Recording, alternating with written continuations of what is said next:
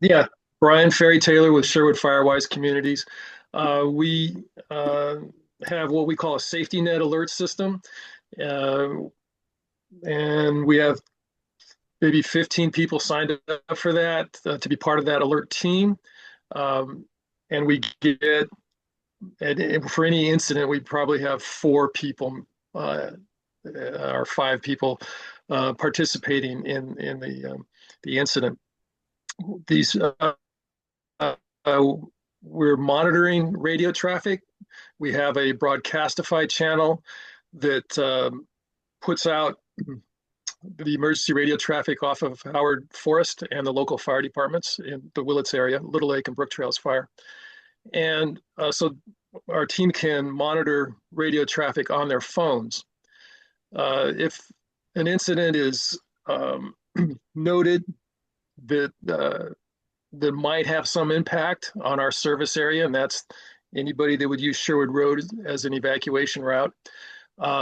We then discuss it through a Telegram app on our phones if it's worthy of sending out a notification. If we do, then we open up Dial My Calls, and we have 500 subscribers to that service. And those people will get an email, a telephone call, and a text message alerting them to the situation, giving the address and what it is, if it's a vegetation fire or a residential fire. And so that works pretty good when the internet is up and when we're really dependent on internet and cell phones. We have a few members that are ham radio operators and listen to the radio traffic directly on their handheld radio sets. The problem we're looking at is we only have four people trained to send out the Dial My Calls alert. And so we've reached out to Pine Mountain and Eric Hart if they might want to get involved in our system. When I'm listening to the radio and I hear that there's something happening out of our area, I stop listening because it's a lot of noise to have going on all the time because we're getting ambulance calls too. So so I don't listen to that. I don't follow up on that. Sometimes I might, if it is Pine Mountain or Ridgewood, I might give a call to somebody I know out that way. But we're thinking we would like to have more people involved and maybe move to a larger system, a larger service area than just ours. Great. Since that was, 3 minutes, well, that was great. That was 3 minutes. Does anyone have a clarifying question right now before we move on about this system? You guys use lot, it's like not just one technology. You have your radios, your the Telegram app, and your Dial My Call. So you guys are really kind of using a lot of different systems.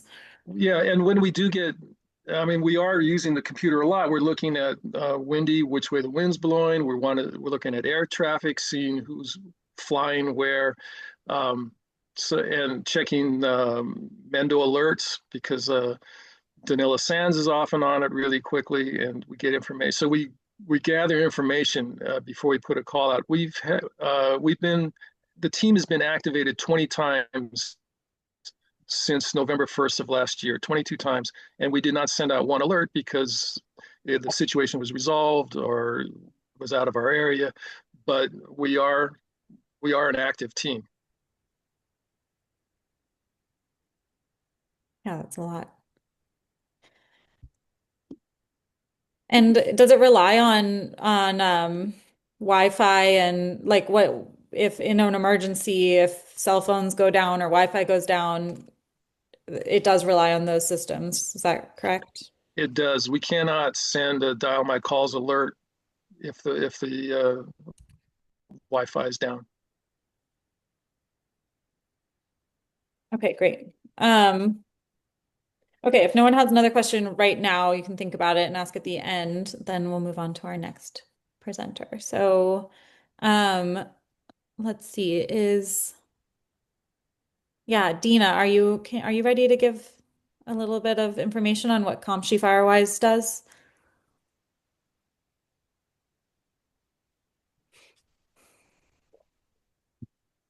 Yes, yes, I am. Great. Can you hear me? Yes. Okay. Um, so Hamchi Firewise has a couple of systems. We have divided our community into sections, and we have captains who have lists of people that they contact, but this is not during an emergency. This is before any emergency using a phone tree system. But if in fact there is an absolute emergency, the fire department of Kamchi would give the go ahead for us to use our dial my calls system, which is maintained by with help from the captains to make sure that everybody's information is updated and correct in that system. And we run tests once or twice a year to go through the whole database of 350, approximately 380 people, and update all of that. So it would be the fire department who would give the call out that we should send a message through Dial My Calls. We don't have a team that monitors. It's all through the volunteer fire department, and we are a committee of the fire department. So that's how those would go. We also have the same problem of trying to recruit enough people to activate the Dial My Calls if we're asked to activate it. At this point, we have about 4 people, but we think that we need a few more. So we're actively recruiting for that because our fire people will be busy in the event of a fire, and we don't want to rely on them. So we're relying on community people to activate that.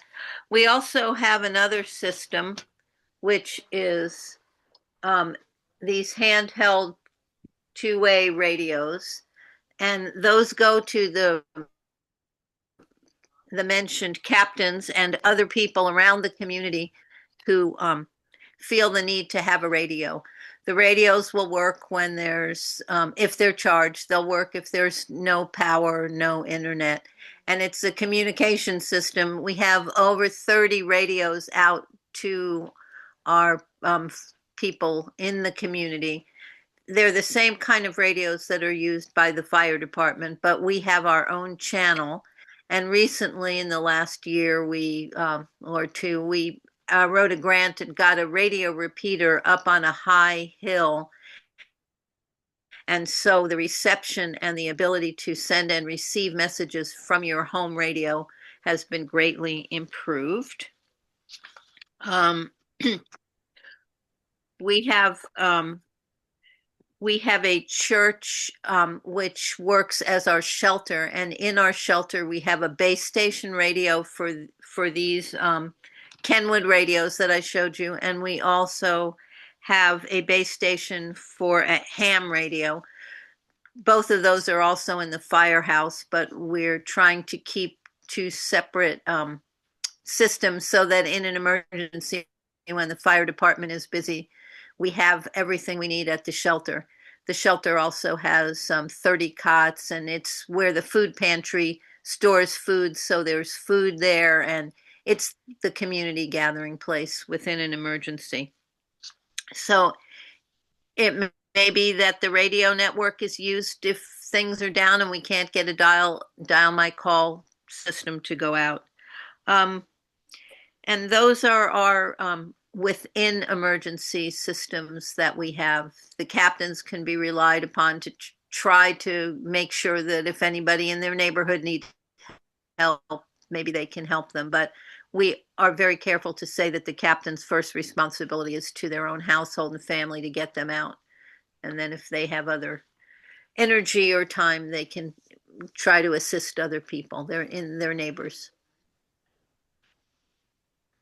Great. And for your radio system, it's a channel where only one person can talk at a time? So in an emergency, have you ever experienced that? Is it a problem having 30 different people on one channel or?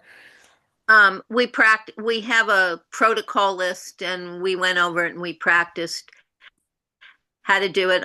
We've never done it in an emergency, so we don't know. But one of the things that's asked of people is to try to practice with their radios to try to call a neighbor, just to try to use it any old time. Most people don't, however, and we only really use it when we call a test. And then when we call a test, somebody is directing the traffic and calling on the people whose turn it is to speak.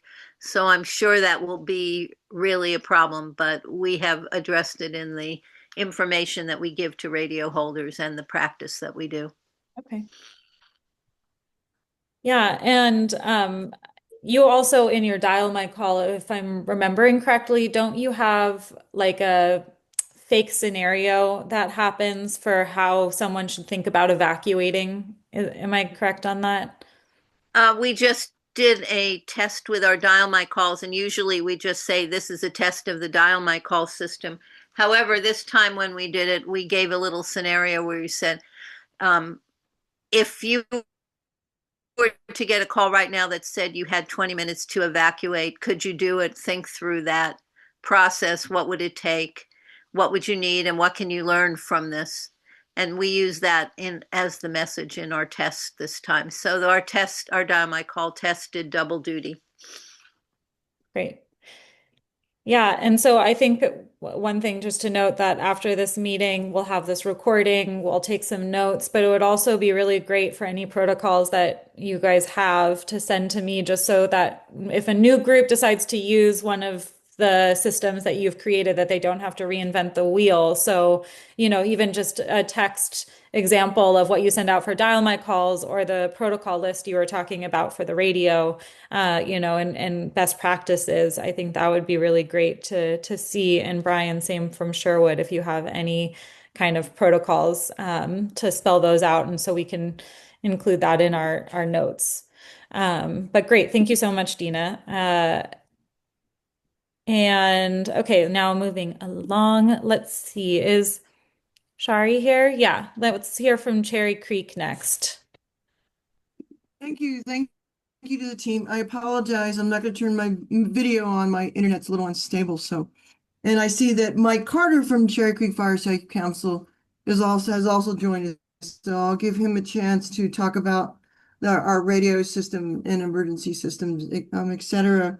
But we have multiple ways of communicating to the group. We have a Google group that we send out emails, and that's for just general news and stuff. But we alert people if we know, let's say, Shamrock Ranch is to the north of us, they're going to have a controlled burn. You see smoke, you might see smoke or smell smoke. And so we communicate that way. We also have a bulletin board on site that we put up. We can put up news. We've got our big Firewise plaque on there and a few other things. But if there's something that we want the whole neighborhood to see on the Cherry Creek area, we will post a notice on that bulletin board, and we can also send an email out. We do use Dial My Calls. We have 3 people trained to use Dial My Calls, myself included. And once a year, we do send out like a test message. And I love Dina's idea. I'm going to steal that idea. So our next one, we're going to say, hey, if you got 20 minutes to leave, what are you going to, are you ready to go? Kinds of stuff. Use it as a training as opposed to, just say, hey, this is just a test of the system. And of course, it sends out, it contacts phone numbers and also sends out an email. And it's a great system. We have used that. We've never used it for an emergency, but we have tested it out, and it works out really well. The other thing we do is Michael talk about our radio system, but we several people in the neighborhood have large like foghorns, that they could send out a signal, and just if people hear this, they can either get a line or maybe get the dial my call alert and find out what's going on. So we use beyond some of the technical stuff because our internet access and our phone access is not always good on a good day. So we use a lot of kind of on the ground, hands on, hey, you need to go. And a number of us have horses, and we already decided, we communicate with my different horse owners. Okay, we're going to go on yellow. We're not going to wait for anything. And because we're going to have to go down our main roads. But we do have other access roads that we have signs on that if they need to get out of the neighborhood, because we only have two main roads to get us out to 101 and 162. So we have different access roads to hopefully, get people out of the area in case of a fire. And then about once a month, every 6 weeks, we have a Cherry Creek Fire Safe Council meeting and we talk about, what we need to do. If people have any ideas, how to, further communicate with people. And we get a pretty good group every time. So that really helps. I think the more communication, the better. So Mike, would you like to talk about our radios and radio systems? I don't know. Eva, do you want me to hold off until I do my talk? Yeah. Okay. No, that's fine. I just for some backstory, Mike Carter lives in Cherry Creek, so he's obviously a part of the same system we were just hearing about. But I also asked Mike Carter to join because he's ham radio certified, and so just to talk about ham radios and if anyone had questions about ham radios. So, Mike, yeah, if you want to answer questions about Cherry Creek and ham radios, that would be wonderful. Okay. Has anyone talked about the GMRS system yet? No, Jennifer Smallwood from Point Arena was going to be on this call, and I don't see her name. So I'm not. Oh, are you? Yeah. I'm here. I don't know what, I'm on my phone, Okay. Great. Great. so I Okay. don't know what my thing says, but I'm here. Okay. Yeah, you're a list of random numbers. So, Yes, I have no idea what they are. yeah. So no, Jennifer hasn't spoken yet. So but she will speak about the GRMS radios. Okay. I'm going to start out by saying not only am I part of the Cherry Creek Fire Safe Council, I'm also the ham radio coordinator for the Office of Emergency Services. So whenever there's an emergency, I'm the one who basically gets all the ham radio operators together and assigns them out to where they're going to go.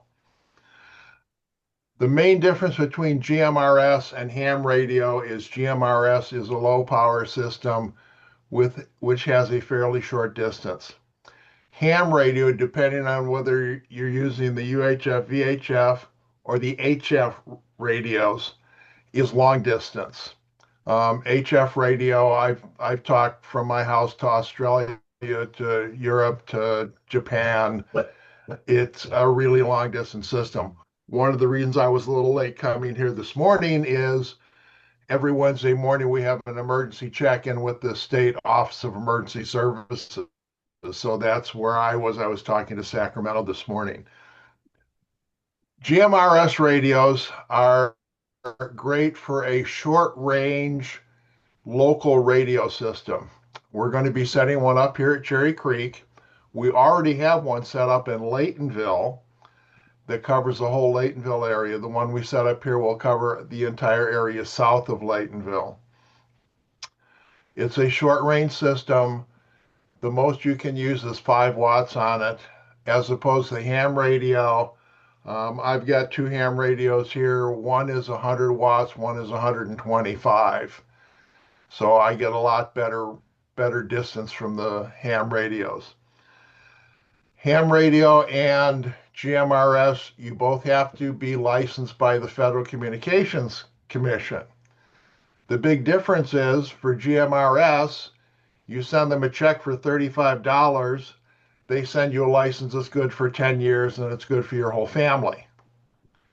Ham radio, you have to take a test, then you send your $35 in, get a license that's good, but it's only good for you for 10 years. So your family cannot use your license for the ham radio. They can for the GMRS system. With ham radio, right now, we have ham radio set up in every one of the school district offices. We have ham radios in all 3 of the main hospitals. We have ham radios in almost every one of the medical facilities and the residence care facilities. And for Laytonville, we also have one set up in our shelter. There will also be one at the firehouse because the firehouse will be the main emergency communications center, and they will be the people who will be giving the information back and forth. So Using the GMRS system, everybody can talk to each other. And then when they have a message that they need to send to the Office of Emergency Services, they go to one of the ham radio stations. They send it from the ham radio station. The Office of Emergency Services in Ukiah actually has 4 ham radios in it. They've got 2 of the long distance HF radios. They have 2 of the shorter distance UHF VHF radios. And the UHF VHF radio system we have set up in the county also has repeaters, so all of Lake and Mendocino County is linked together. You can go anywhere in Lake and Mendocino County with a ham radio, and there are no dead spots. I've driven from Willits to Fort Bragg on Highway 20, and I can talk all the way. If you were on a cell phone, you're going to lose places. The ham radios come in and handy a number of times for me where I've reported traffic accidents and fires that haven't been reported. So if you're interested in ham radio, you can contact me. My email address, and I'll spell it phonetically, is Mike Golf Mike Charlie Alpha Romeo Echo Tango Romeo at outlook.com. And I can give you information on ham radio. We actually have all of the classes for ham radio online on the Willits Amateur Radio Society website. So you can go there and study. We normally give testing sessions at least 4 times a year here in the county. So the main difference between the GMRS and the ham radio is distance, and the ham radio is used more for the long distance type contacts. So I can sit here every Wednesday night. We have a ham radio test, and all of the counties check in, or not all of the counties, all of the cities check in, because we have ham radio groups in all of the cities and towns. If anybody has any questions, I'm available. Awesome. Thanks, Mike. And yeah, and I'll include your contact info in our notes. Is there a difference between GMRS radios and the two-way handheld radios that Dina was talking about in CompSci, or are those the same? I believe the radios she was talking about are actually radios that are issued by the fire department, Okay. as opposed to GMRS radios. And what's the main difference between, do you know what the main difference is between those, or are they very similar? They would work similarly, but it's a completely different frequency band. And if the fire department gives you one of their radios, it's probably one of the 800 centimeter radios. Their license is what you are operating under, as opposed to if you're using a GMRS radio, you have to be licensed by the FCC personally. Okay. Interesting. Great. Okay. Well, thank you so much for that information. And we might have some more questions to circle back to at the end, but let's see. Okay. So now we're moving on to Jennifer. Can we hear a little bit now from you about Point Arena with the GMRS radios? Yeah, there's a truck going by. It might be loud for a second. Sounds good. You sound good. Okay. All right, there they go. Okay, I'm in the middle of Wyoming. There aren't too many, but there are some trucks. So yeah, Point Arena has let's see, what is our communication? We have a monthly fire safe meeting. It's the first Wednesday of every month, and depending on what the topics are, we'll get anywhere from 4 to 20 people. We have an email list that goes out to anybody who's ever had any contact with FireSafe, and like Eva gets an announcement. Basically, we just announce our meetings. I try not to use it too much more than that. if there's an amazing webinar or something coming, I might put something on that. And I basically am the person that sends out those emails. For radio communication, we are hooked up with GMRS radios, and maybe we have like 10 to 20 radios out there. It's kind of hard to tell because the only radios I for sure know about are the ones that people check in with us. We've been having check-ins once a month just before our meeting. And we did that initially because we're like, well, does this work? How will we know if it doesn't work or does work? So we have the check-in, and then we have the meeting about half an hour later. And then we can all say, hey, did you hear that? And somebody will say, yeah, I heard it, but I couldn't say any talk back. You guys couldn't hear me or whatever. And also, so at first we just had our radios, which like Mike said, they don't go that far. But now we have, I know we have one repeater. I think Gaspo might have hooked up the second repeater since I've been gone. So we may be able to have two repeaters. And what our aim is to be able to have everybody in our Redwood Coast Fire District be able to, I mean, that's kind of pie in the sky, but that's our dream, is that we can set up repeaters in places all over our fire district so that people can talk on their GMRS radios. Let's see. So protocols, we have no protocols, but lucky for us, we got a grant from the Mendocino Fire Safe Council. Hey, truck. Okay. And we are setting up, focusing on seniors, and we are having radio classes. So I jumped in on one radio class they had over in Sonoma, and learned about how to set up scenarios that make sense. And you know, like you were talking, somebody was talking earlier, I'm sorry, I forgot who that was, but about, you know, 30 people have radios. How do you decide who knows how to talk, and what are the protocols for that? And so we're addressing that in two ways. With the radio classes, where we're going to do scenarios and people can practice talking to the net control, and then waiting their turn and how that works. And then what's the other? Oh, and also when I get back, because I've been net control for everything, but I want to spread that out. We're going to start checking in once a week, like regular radio people do, like all the ham people check in once a week. My friends down in Timber Cove have a pretty robust GMRS network down there, and they check in every week and find it really valuable for people to just be not afraid to turn the radio on and to remember, oh yeah, I have to charge it. So yeah, so that's basically what our system is.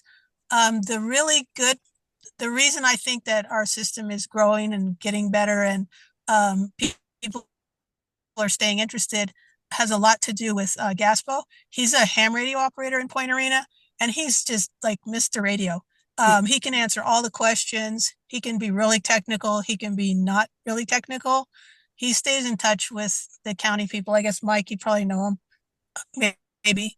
And he's just a really positive force, and he knows ham radios, which makes our system more robust because we can talk to him, and then there are big trucks in Wyoming. We can't hear him. We can talk to him, and then he can talk to the county. We've done the beacon training, which I forget when that's coming up, but the beacon training is like a bunch of counties and cities and places. And it's a what do you call it? A test of the communication system. And so our GMRS people get our radios turned on, and we talk to Gaspo, and he sends our messages, and that's really fun. And also, we did the Great American Shakeout thing last year. I was in town, so I don't know if they did it or not. But last year we did it, and that was really cool because I was at school and I could say we're all good and we're waiting for parents or we don't have food or whatever. You can make up stuff, and that people would kind of like that. So I suggest if you can make those little scenarios up, um, and get people interested that way, it's good. It's very invigorating. And last but not least, I guess, the ease of using the radios, we never really had to, test it or anything, but I let the people doing the Fish Fest use radios for parking, and they were all over, there was like 3 different radio stations or 3 different people at different places around Point Arena. And so I gave them the initial, this is how you work it. This is how the radios work, and kind of forgot that, oh yeah, there's going to be a different person in a couple hours. But it's not so complicated that my instructions get given to the people, the initial people who got the next instructions and the next instructions. It worked really well. Like it didn't break down. So obviously that's not an emergency situation, but the really basic functioning of the radio, like how to, make it, position it and stuff, that worked really well. So yeah, any questions or? That's a great testament though, that, someone new to the radios can relatively pick it up. I can see the pros and cons for both the ham radio and GMRS radios, but that seems like a really big positive. Yeah, I think really to make it make sense, I mean, I kind of forgot to say this part. So there's like a pod situation where like people on one way and one way out roads, maybe they can't reach the repeater, so they can't talk away from their area, but they can talk to each other and say, yes, it's go. Yes, it's stay. Yes, it's everybody. Let's get to the burn. That whole, there's a tree down, whatever. So you can have pods to start with if you don't have repeaters. And then those people then can join up with repeaters. And I think it's really important to have somebody who really understands radios. I mean, they might just be a GMRS person, but it's really makes the system more robust if you're connected with at least one ham radio operator, because they know a lot about like how the radios work, and also they expand your system like immediately. Like you're not just talking to each other in Point Arena going, "I wonder what's going on." It's like what's going on because that person can talk to other people. Yeah, that's a great clarification. Brian, we'll ask one question, then we have 2 more presenters after this. Yeah. Yeah, I'm just wondering if there's an emergency, how do you get the word out beyond the people that hold the radios? You're asking me? Like, Yeah. how do I do that? Yeah. That's a good question. Hopefully people are talking to their neighbors. I mean, the Fire Safe group, that's sort of the basis of our existence, is every year we grab a group and say, okay, apartments, you're going to have a evac plan group barbecue. And we've been fortunate enough to get funding from Fire Safe Mendocino, and we have 25 to 40 people show up, and they get evac packs, and we talk about it, and we barbecue, and they know their neighbors, and people know who their animals are. And there's like 2 radios in the apartments, and there's 25 families. So those guys, they have to talk to each other. So you have to know, you have to talk to each other. That's what you can do. We're doing seniors this year. Last year we were out at the res and we had a barbecue, and not everybody out there has a radio. I think one person has a radio. So, but everybody who went to the barbecue knows that person has a radio now. So yeah, you kind of people have to be able to talk to each other. And that's something for us to work on. If you're using your radio, it might be that you don't have cell service or internet and power's down. So you really do need to, talk to your neighbors. And that's what Fire Safe Point Arena basically is about, is just like getting people to talk to each other so that in an emergency, we know who needs help, who needs, who's where and stuff. Yeah. That's great. Okay, perfect. Okay, so we have two more groups left, I believe. Sue, are you able to talk a little bit about McNabb Ranch? I'm going to go over it briefly, and then Pam, who's on here, is going to do a little more in depth too. Um, we are, I've just learned so much. My mind has just lost all of its track.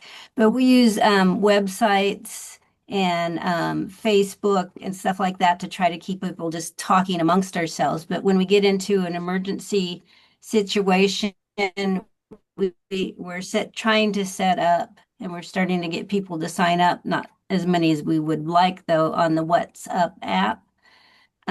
But our main worry is when power goes out, Wi-Fi and power and everything. So we through the Fire Safe grant did get a GRMS radios and a repeater put in, or is getting put in. So we're trying to make sure, or we've started to make sure most of them are out.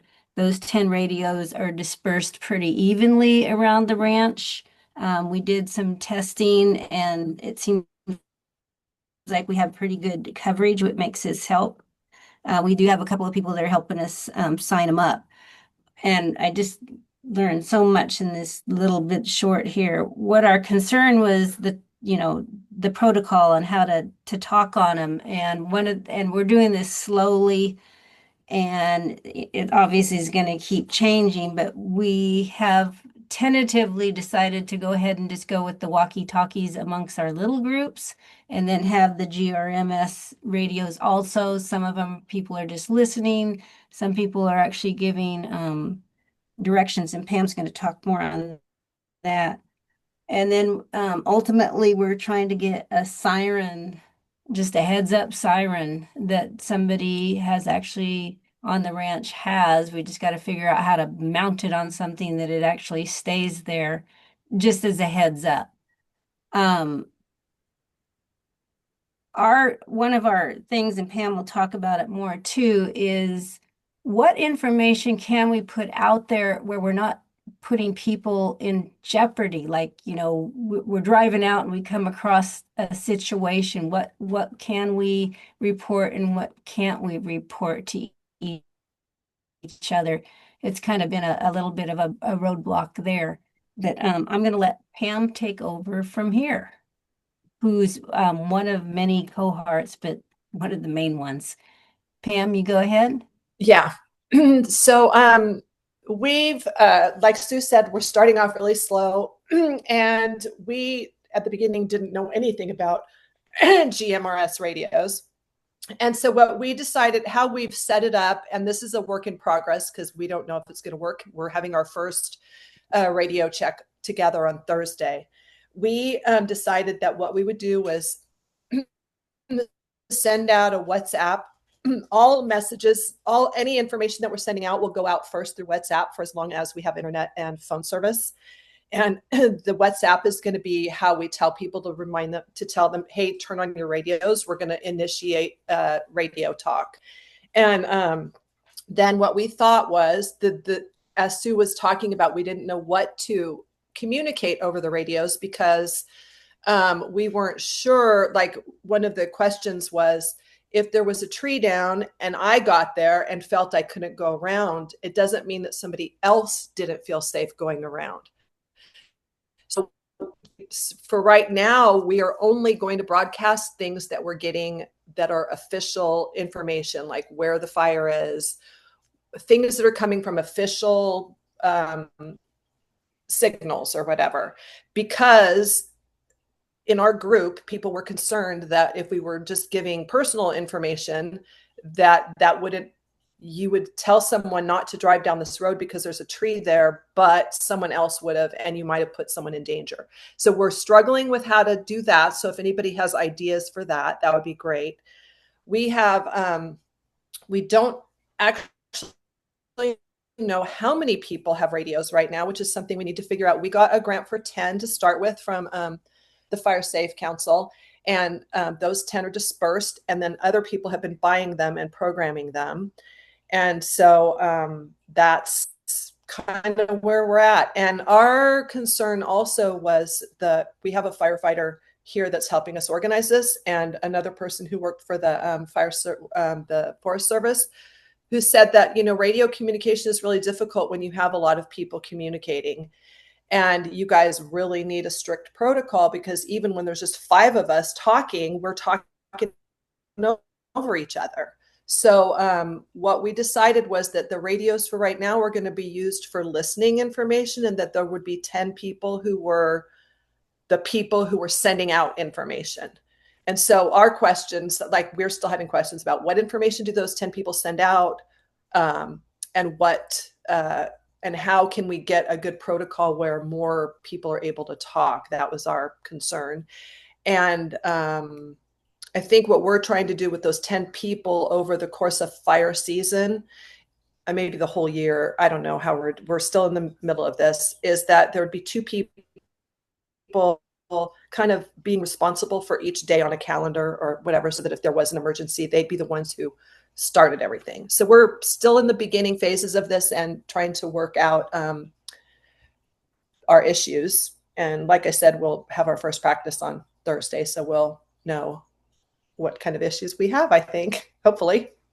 And I bet a lot of this stuff that Pam and I are struggling with may be in one of those talks that Jennifer was talking about. They may just be very basic things that we just haven't ran across yet. And everybody's sure putting in some.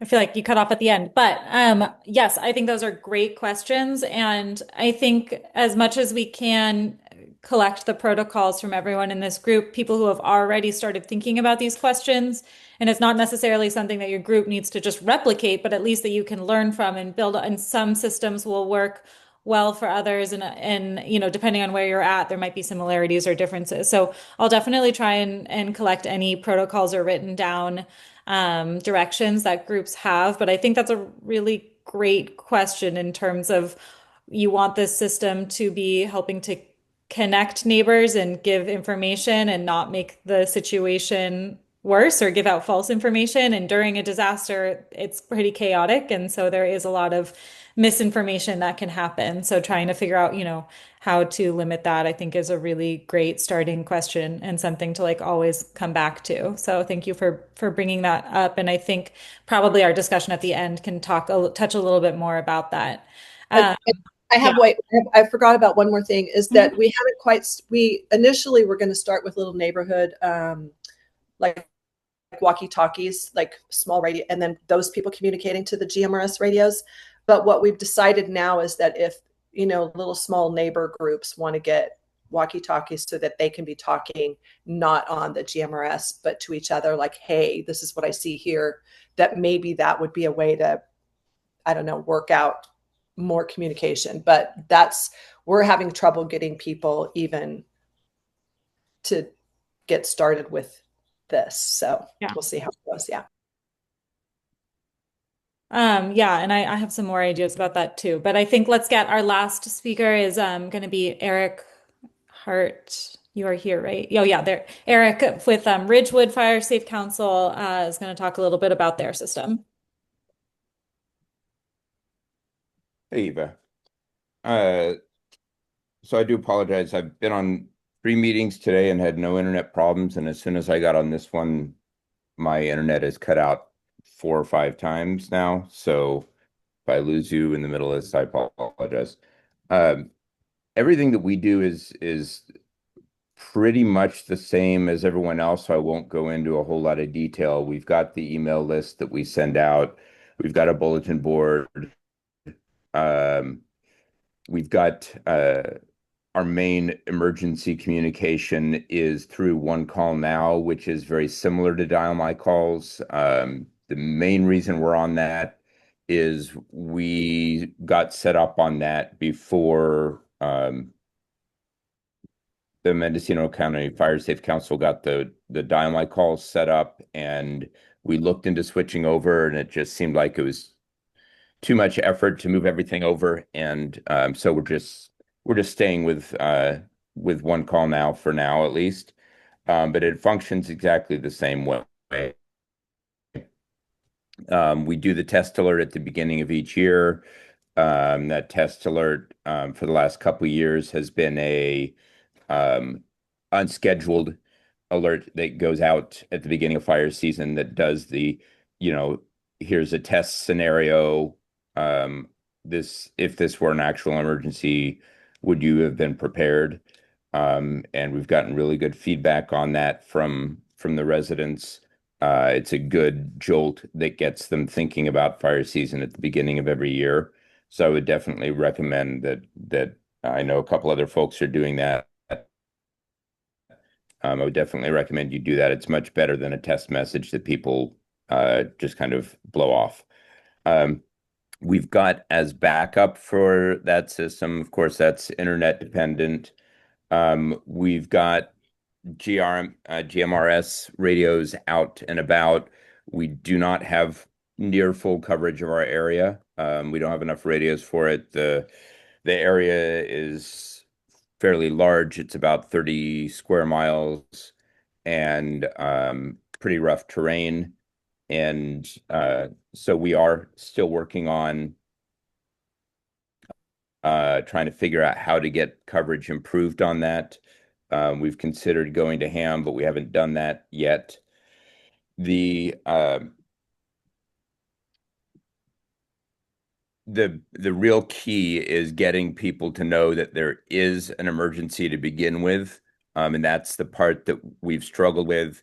Our best case scenario at this point, because people, even if they've got the GMRS, is that we will get the one call now message out as early as possible, because that's the best bet. And if we catch the fire early enough, there's likely to still be internet.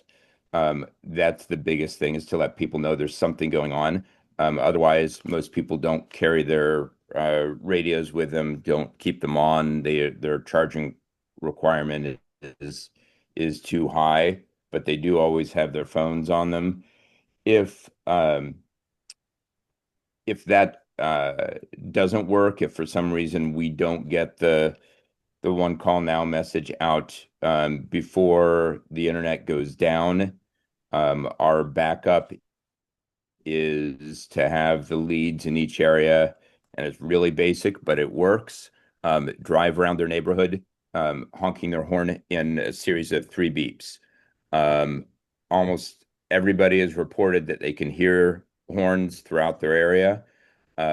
So that series of 3 beeps lets everyone know that there's some kind of emergency and they need to tune in however they can, whether it's turn their radio to KZYX, if they've got a GMRS radio, to turn that on. But a lot of people are out working on their land or in an area where they don't have service. So that alerts them to get to a spot where they do have service. Other than that, I shared with Eva our email that we send out to new subscribers that outlines what our process is. We've got the main gist of it is we've got a setup where we send out a blue, yellow, or red alert. Every message that's sent out on one call now starts with blue, yellow, or red. Blue lets them know that it's informational.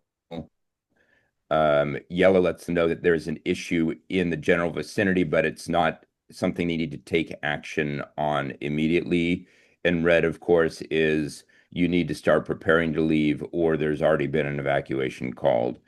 And so Eva will share that out. That might help some people get their process started. The only other thing I think that's worth mentioning is we've been looking into what's called a LoRa-based system.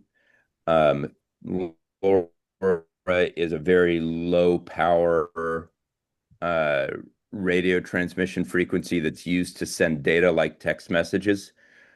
With that, there are groups that have created disaster communication networks across cities and large areas. One that you can look at online is literally called Disaster Radio. They use a technology called Meshtastic.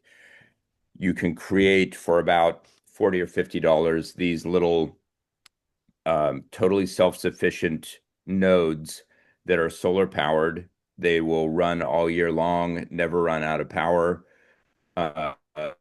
They communicate with each other, and they can cover easily with about 20 to 30 of them an area our size, 30 square miles, even with the 2,000 plus feet of elevation change from the valleys up to the peaks.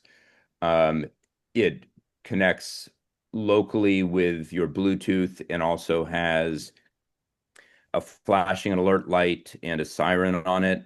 So these can stay on 24/7 all year round. And when a communication goes out, the alert light and the siren will go off. Uh, they're portable. You can take them in your car. You can take them out on your land with you when you're out during fire season. Um, and so we're looking into building that. They're inexpensive. There's no issues with keeping them charged, and they're very easy to use. But we haven't done a successful test yet. We're still trying to figure out which equipment to purchase to test, and we've got a local guy who's into that who's helping us. I think that's it. Cool. I've not heard of that yet. That's interesting. If you have like a website link, I mean, it'd be interesting just to. Yeah, I'll send you what we've been looking at. Cool. That would be great. Okay, so that is everyone I like who I communicated with who was going to present on their group's communication system. But if there's anyone else from a different fire safe council or from the same one, but who has more things that they would like to talk about, I'll give a minute now in case I missed any groups who would like to speak.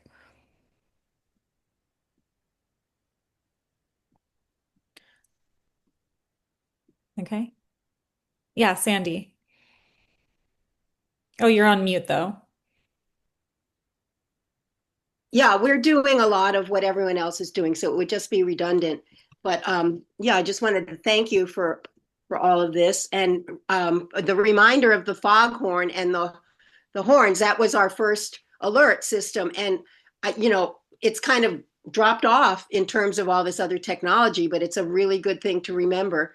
So I'm going to bring that back to our group, and because we do have a setup where we have we call them nests, and we have nest leaders, and we're hoping to get GRMS radios for all of them. But in terms of if all else fails, just to go out and make those.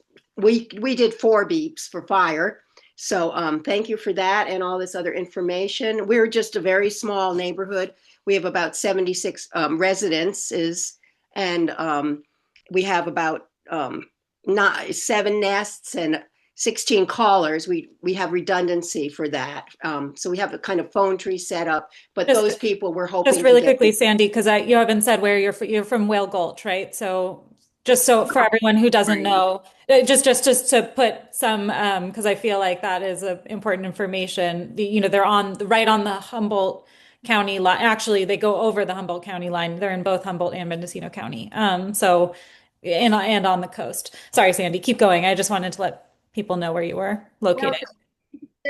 Yeah, no, just that's all. I just wanted to let you know that we are here, and we're working. We do dial my calls, and we've never had to do it. And thanks for the reminder to do a test. It's yeah, this has been great. Thank you. Yeah, and I know that Whale Gulch is also looking into getting repeaters to help connect the whole valley, since Whale Gulch is similar, I would say, to Ridgewood Fire Safe Council and many of us where we live in, uneven terrain and with lots of geographical barriers. Yeah, I know that's something that your area has been looking into, getting more connectivity. And we did a test and found that we have a good place for repeater. We just need to set up the power system, which we're hoping that we can collaborate with our fire company to get the power system, and then we'll just get our little repeater, and it'll all come together pretty well, hopefully with some grants from you guys. We also have a ham radio at the school, but we don't have, I think we only have 2 operators. So we really need to increase our ham radio operators because that's essential. And yeah. Brian? I'll just add that with our people that are using dial my calls, what we've done in the email section is put a lot of information in there about resources where they can get more information, current information about the event. So they can be looking at the same stuff we're looking at. Great. Mike. Okay, I have a number of things here. Being a ham radio operator, we have standard scripts that we use every week. I would be more than happy to modify that script that we use for a GMRS net so that you can pass it out to everyone. And basically, the way we normally work is the first person who knows something's going on activates a net and their net control. And nobody can talk on the net without their permission. So it works real easy because we just did the shakeout net. We had 34 medical facilities on one net at one time. But by calling in and saying net control, this is Howard Hospital, then they got permission to send their message. Then the next, Bechtel Creek did, then Long Valley Clinic did, and so on. So that's the best way to handle it. If you're talking about GMRS, while ham radio has nothing to do with GMRS, we are actually setting up a page on our website where we're going to be listing all of the GMRS nodes and what frequencies they're using. So that if people are going to be using GMRS, they can go on there and look and see, oh, these people are using this frequency, they're using this, we'll use this one. Send us the information, we'll post it on the website so no one else uses your same frequency. Great. And in talking to, when Pam was talking, she was talking about using handy talkies and then going to GMRS. The handy talkies are FRS GMRS radios. So if you're using one of these Midlands or a Midland or a Uniden, those are FRS GMRS radios already. What's the difference between FRS and GMRS? FRS is ultra low power. It's like 0.2 watts, and you don't need any license to use it. GMRS, you jump up to 5 watts, and you do need a license. So you can't say we're going to use handy talkies and GMRS. They're basically the same thing. But if you're using the FRS, the FRS is basically, if you get a sheet of paper between those two radios, you won't talk to anyone. They are really, really low power. That's all I have if anybody has any questions. I have a question. I'm Freeman Baldwin from Whale Gulch. To the GMRS repeater users, anybody can pick up those the PL tones. And is there any problem with unauthorized users identifying the repeater and misusing it, or otherwise misusing the input or output frequency and causing interference? Yeah, that is always going to be a problem, and that's going to be a problem on ham radio also. As a matter of fact, if you were to go to Japan and use a ham radio, they have actually quit using the UHF, VHF frequencies because every kid in Japan got one, and there's no control over them. Basically, the country of Japan, the hams all gone to the high frequency radios because the kids got the little, their little handheld bowfangs and so on, and everybody's talking to everybody else, and it's chaos, total chaos. That same thing is going to happen in an emergency here. We have hundreds of hams in Mendocino County. We probably have 60 to 70 that are actually active with emergency communications. But as soon as there's an emergency, everybody's going to be grabbing their ham radio and jumping on it. And a lot of people will go out and buy these radios and not get licensed because there's no way that they can control who does and doesn't have a license when you're buying stuff. Some of the bigger companies will. If you don't give a call sign, they won't sell you the radio. But a lot of other companies, you can go on Amazon and buy these things, and it's probably going to be a problem. The one benefit that we will have is most of the people get the radio, they don't use it, they put it in a drawer, and when they grab it, the battery is going to be dead. So those of us who actually operate all the time have battery power. Like I'm 100% solar with a backup generator, so I have no problem with power. One of the other things you might want to do is find a local ham in your community. If I'm home and I'm awake, or if I'm in my car, one of the frequencies I monitor all the time is the Howard Forest dispatch frequency. I know whenever they send out a fire truck and whenever they send out an ambulance or one of the air ambulances, and I know where they're going. So I know what's going on and where it is. I have had a number of times when we've had something occur here, I have neighbors call me going, "What's going on?" Because I know what's going on. Because I listen to the fire department. I guess, "Oh, there's a fire up at Shamrock Ranch. They've already got this dispatch," and so on and so forth. And you can use them as a resource to find out what's actually going on. I'm sitting here right now. I've got my Howard Forest frequency. I've got my uh, countywide emergency frequency, and they're always turned on. So if something happens, I know. And that's one way that the hams can really help the community by letting people know what's going on. Anything else? I just wanted to add in this, Jennifer. Um, for Point Arena, we have repeaters, and they're set on a certain frequency. And when we get junk talk on our radios, we have a pre-assigned channel to go to. So we'll send out a thing that says, "Okay, go to we're on A, let's say," and we'll say, "Go to B," and everybody knows what frequency that is. So it changes the reception for the repeater, and that way people just driving through town won't be able to pick it up. Great. Yeah, I know Scott was actually setting up a second one. He had a problem with the repeater and had to get a new motherboard to put in it. I'm working with Scott on setting the one up here. Yeah, he got that part, so we're good. And just before I left, he said he got yeah. it. It's ready to go.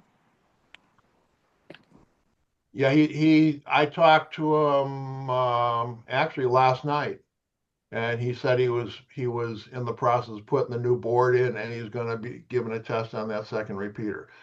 Now, one of the other things is with GMRS repeaters, you cannot link them together. So most places will probably have one repeater, like we have one in Laytonville, we'll have one at Cherry Creek, but they won't be able to talk to each other because you can't link GMR's repeaters together. As opposed to the ham, we can link them together. That's why we can cover both Lake and Mendocino County with one set of repeaters. But it sounds like a lot of these neighborhood fire safe councils are using it for their area. So I guess that is useful for also what Freeman was bringing up, which is, if you have a bunch of people just hopping on or pranksters or something, at least it's not like everyone in Mendocino County who's doing that can get onto your channel because you have to be, in a geographical smaller area. So, hopefully there wouldn't be as much chatter and things that aren't supposed to be happening, on those channels. And then Jennifer was saying that they have a kind of their backup plan, which is to switch channels if something like that is happening. Those both sound like really. Yes. Yeah, one of the things, although there are only 8 GMRS channels, they also have what's known as a PL tone, where you can put in like one of 20 different or 20 or 30 different tones, which then says, okay, you're on this frequency, but if this tone doesn't come out before before you speak, it won't activate the repeater. So you actually, even though you have one frequency, you've got 30 options for that one frequency.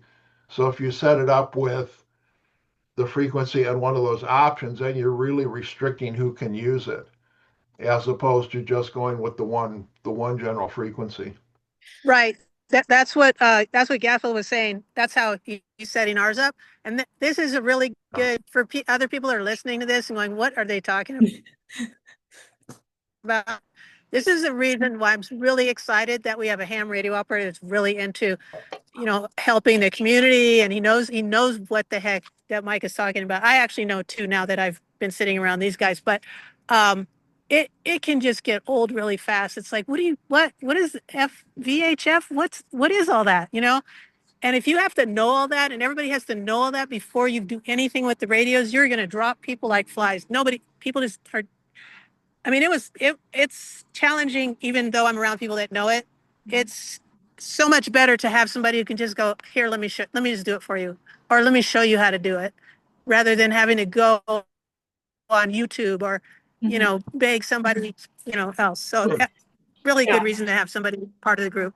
Yeah, and that is, you guys are all trailblazers really in this, and that's a big reason why we wanted to have this kind of communication forum, because a lot of you have overlap, are doing things really similarly, but also in your own way. And so taking a moment so that you guys can all learn a little bit more about what each other are doing, but then you can take it to the next step and say, oh, this group, I'd like to learn more specifically about what they're doing. And so we'll go back after this meeting. I'll try and write up summaries. I'll try and gather as many written down protocols as I have in contact information, and we can try and put some of this information on our website so that if a new group is starting, that they don't have to start at ground zero. And if one of you wants to, take lessons from one another, that you don't have to start over. So yeah, that's a really big reason why we're doing this. And thank you all so much for sharing the ways that you guys have been formulating and thinking through these problems.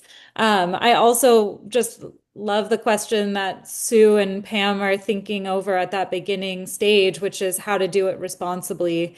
And so if you, over the next, week, are thinking about that question, are pondering the ethical ways to ponder those questions, or come across written down protocols from other groups, feel free to send that to me as well. And we can try and gather some best practice documents to talk about that. I know that for posting online, one thing that they try and encourage you to do when you post during an emergency is starting with where you got your information from, just so it eliminates some of that he said, she said kind of problem, and at least starting with where your information is originating from.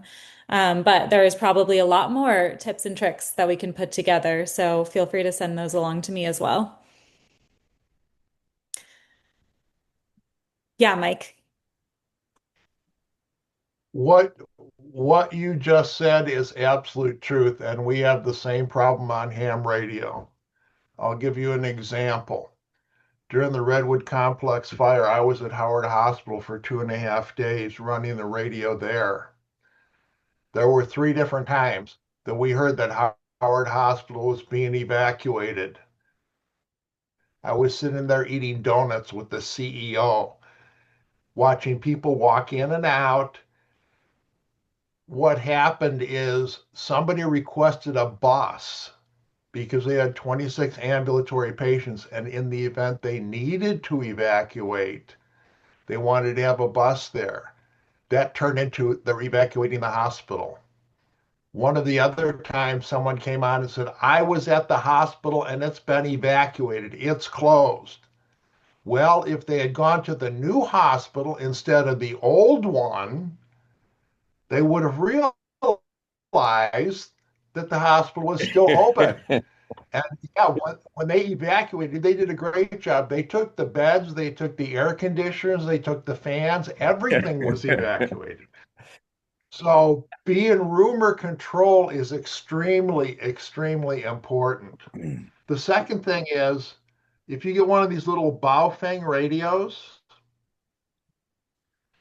and you know somebody who is a ham, I have a program on my computer. I can plug the radio right into my computer, push a button, it automatically programs the whole radio with all the frequencies that you'll be using.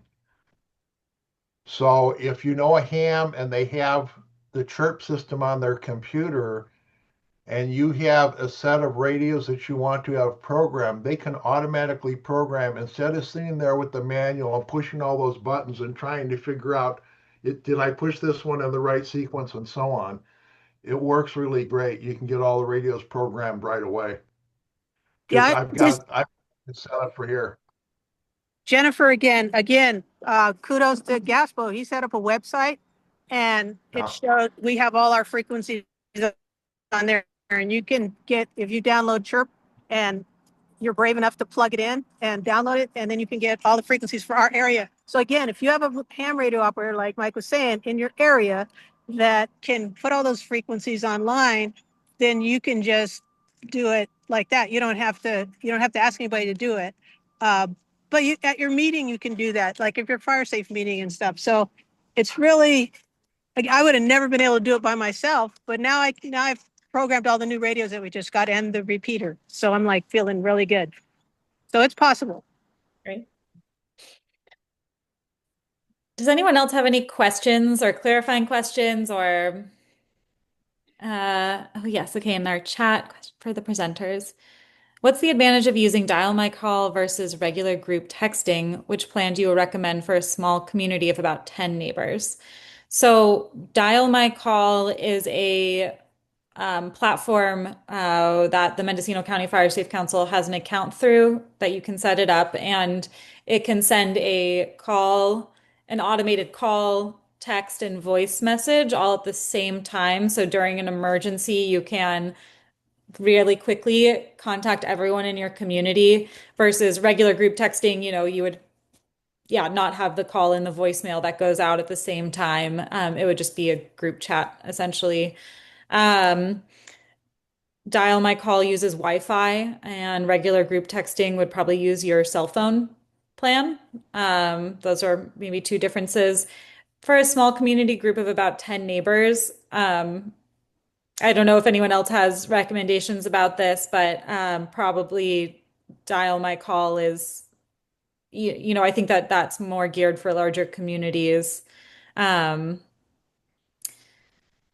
Yeah, so Sandy asked about WhatsApp as well, and so that is, I think, also part of this. If you want to use something that's over Wi-Fi instead of relying on your cellular plan, like Dial My Call, WhatsApp is another app you can use that's through Wi-Fi, and you can do a group text message through that app as well.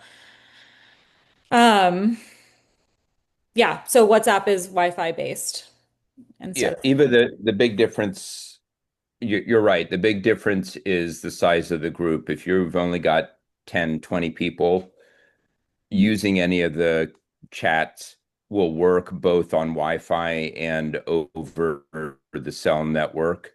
So they'll work if you're away from Wi-Fi as well. But the difference is people can respond, and it can become a mess of communications going back and forth, whereas the Dial My Calls is a one way out.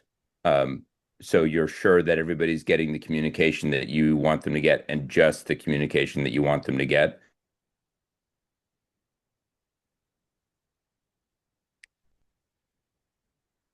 And if that didn't answer your question, feel free to drop more in the chat. But yeah, I do think for a group of 10 neighbors, probably something just on your on a WhatsApp or on a group texting would probably be um, an easier, more communicative platform.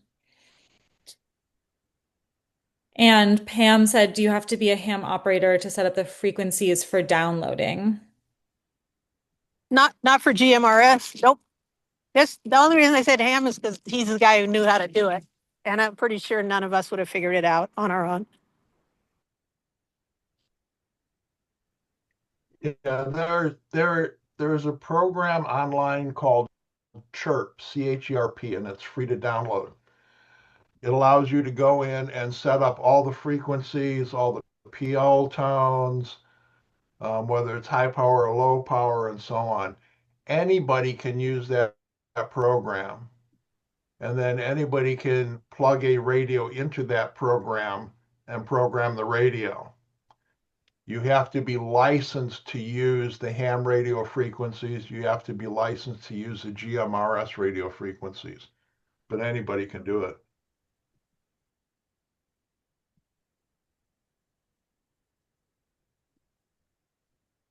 Okay, great. Give another moment of silence unless someone has more questions, just to give people a chance.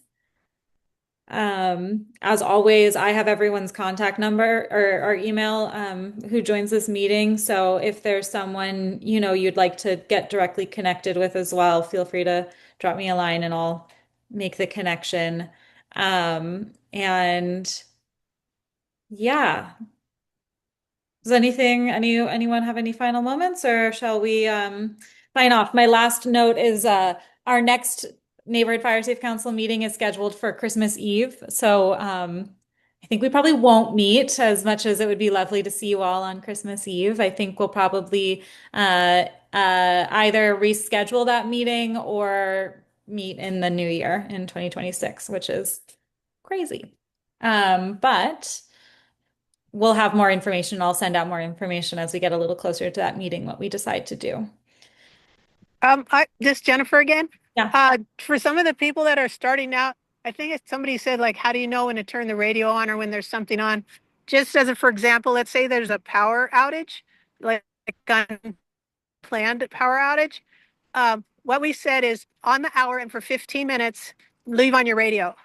And then if anybody's on or if anything's going on, you'll be able to talk. And then you can turn your radio off if you don't have a way to power it, to charge it. Same with a fire. Something happens, you hear a horn, whatever, you turn your radio on immediately. But for sure, everybody will be checking in on the hour for the first 15 minutes of every hour. So you can have a constant check-in time. That's a protocol. Okay. That's a good protocol. Okay. All right, great. Well, thank you all so much for joining. I really appreciate it. It's so great to hear from you all, and we will be in touch soon, one way or another. All right. Have a lovely day. Thank you. Bye.